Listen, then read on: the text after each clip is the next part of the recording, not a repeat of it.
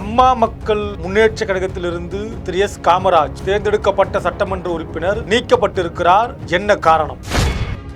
திரைமறைவு அரசியல் பேரத்தில் ஈடுபடுகிறதா தாவேகா? டிடிவி தினகரனுக்கு கடும் நெருக்கடி. எப்படி எதிர்கொள்ள போகிறார் இந்த நெருக்கடியை? தொடர்ந்து பார்க்கலாம் இந்த காணொளியில். பொதுத் தேர்வில் மாநில அளவில் சிறப்பிடம் பிடித்த நாமக்கல் குறிஞ்சி மெட்ரிக் மேல்நிலைப் பள்ளி பொதுத் தேர்வில் 490 மதிப்பெண்களுக்கு மேல் பெறும் மாணவர்களுக்கு கல்வி கட்டணம் முழுவதும் இலவசம். நீட் ரிப்பீட்டர்ஸ் பேட்ச் மற்றும் ஒரு வருட சிறப்பு பயிற்சி வகுப்புகள்.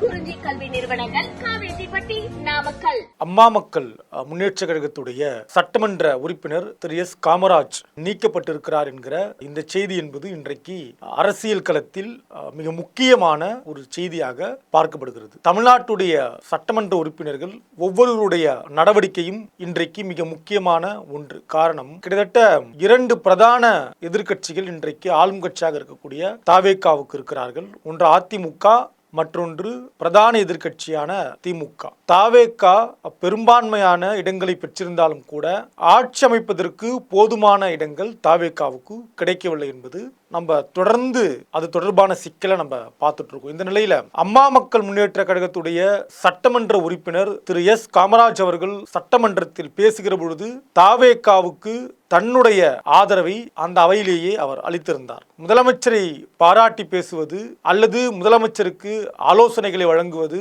முதலமைச்சருக்கு வாழ்த்து சொல்வது என்பது இயல்பான ஒன்று. ஆனால் ஒரு 2 நாள் முன்னாடி நடந்த ஒரு நிகழ்வை எடுத்துக்காட்டி, அன்றைக்கு நடந்தது எல்லாம் அரசியல் சூழ்நிலை காரணமாக நடந்த ஒரு கசப்பான சம்பவம். ஆனால் இன்றைக்கு அப்படி அல்ல.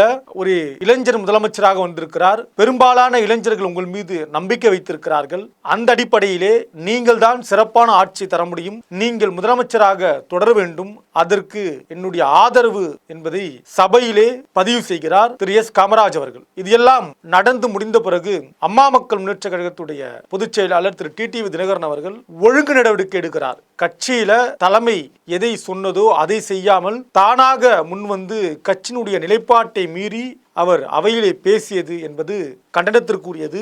எனவே அவர் கட்சியினுடைய பொறுப்பிலிருந்தும் அடிப்படை உறுப்பினர் பொறுப்பிலிருந்தும் நீக்கப்படுகிறார் என்கிற செய்தி இன்றைக்கு வெளியாக இருக்கிறது. இது ஒரு முக்கியமான செய்தி.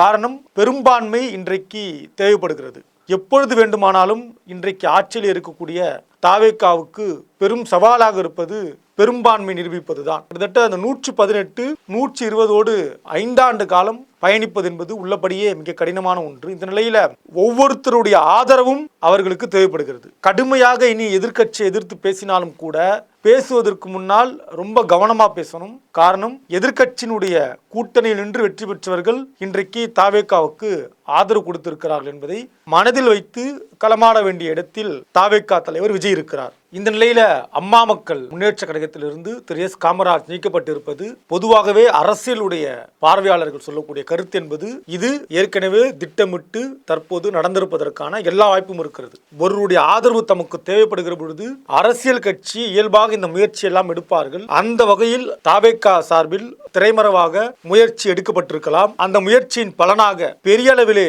குதிரை பேரமோ அல்லது வேற ஏதாவது நடந்திருக்குமா என்றால் அது அவர்களுக்கு தான் வெளிச்சம். அதையெல்லாம் தாண்டி அவர்கள் முயற்சி செய்திருக்கலாம். அதன் பலனாக இன்றைக்கு திரு எஸ் காமராஜ் அவர்கள் தாவேகாவுக்கு ஆதரவு கொடுத்திருப்பது உள்ளபடியே அம்மா மக்கள் முன்னேற்ற கழகத்திற்கு தலைமைக்கு அதிர்ச்சி கொடுத்திருக்கிறது. இன்னும் என்ன மாதிரியான மாற்றங்கள் நடக்க இருக்கிறது? தாவேகா தங்களுடைய பெரும்பான்மையை தொடர்ந்து காத்துக்கொள்ள என்ன முயற்சிகள் எல்லாம் செய்து கொடுக்கிறார்கள், அல்லது எதிர்த்தரப்பில் இருப்பவர்கள் தானாக முன்வந்து இவர்களுக்கு ஆதரவு கொடுப்பதற்கான வாய்ப்பு, நல்லெண்ணம் இருக்கிறது அரசியல் என்பதை பொறுத்திருந்து பார்க்கலாம். நன்றி.